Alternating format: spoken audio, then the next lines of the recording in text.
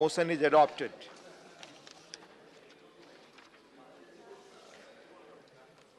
Now the Maritime Anti-Piracy Bill 2022. Sri S. Jaishankar to move a motion for consideration of the Maritime Anti-Piracy Bill 2022. With your permission, Chairman, sir, I rise to move the motion for consideration of the Maritime Anti-Piracy Bill 2022 as passed by Lok Sabha on 19 December 2022 for the consideration of this August House. If you want to speak, you can speak, Honorable Minister.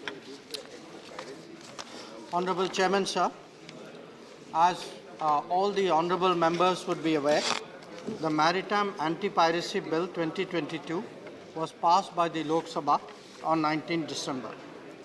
With your permission, sir, I would like to inform the honorable members that this bill was initially introduced in the Lok Sabha on 9 December 2019 and it was referred to the Standing Committee on External Affairs 2019-20 for examination and report. The committee carefully examined the bill and made some very useful recommendations and observations. I would like, sir, through you, to first thank all the honorable members present in this House because 10 of the members of the Standing Committee were from this House for their contributions, suggestions and views because it has had a very significant contribution to the shaping of this bill. The Ministry of External Affairs held several rounds of extensive interministerial consultations with the concerned departments of the Government of India to incorporate all the recommendations of the Standing Committee in the bill. The amendments were drafted and finalized with concurrence of the Ministry of Law and Justice. I am glad to inform the House, sir, through you, that out of the 18 recommendations of the Standing Committee, 14 of them have been incorporated suitably in the bill. 3 recommendations were only observations, and they too have been duly noted.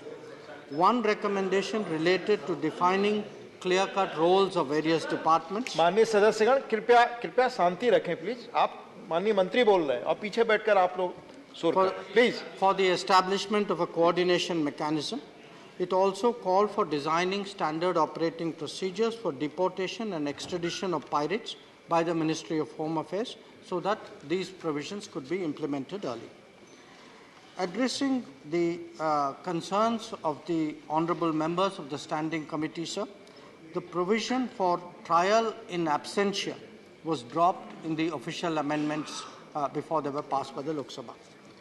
Honorable members should also be aware that this bill addresses the issue of death penalty as an exceptional case and the quantum of punishments envisaged are in line with the gravity of offences.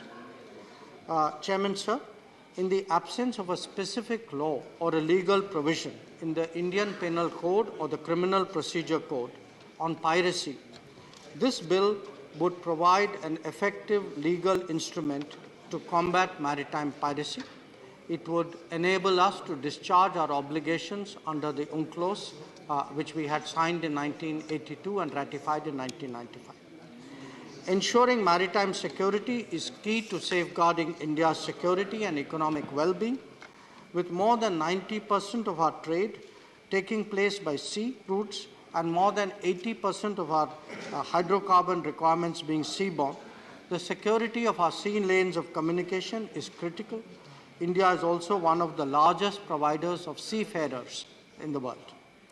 This bill will fulfill all the expectations of the UNCLOS to which India is a signatory for cooperation in repression of piracy in high seas.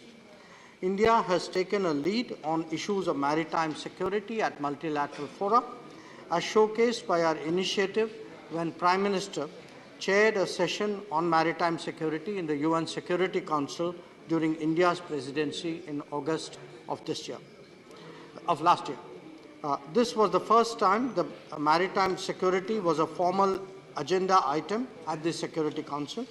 As such, the passing of this bill will enhance our global credentials and standing in the Committee of Nations.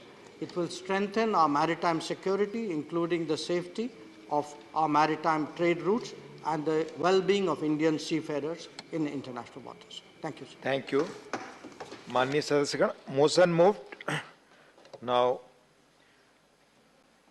Shri Vivek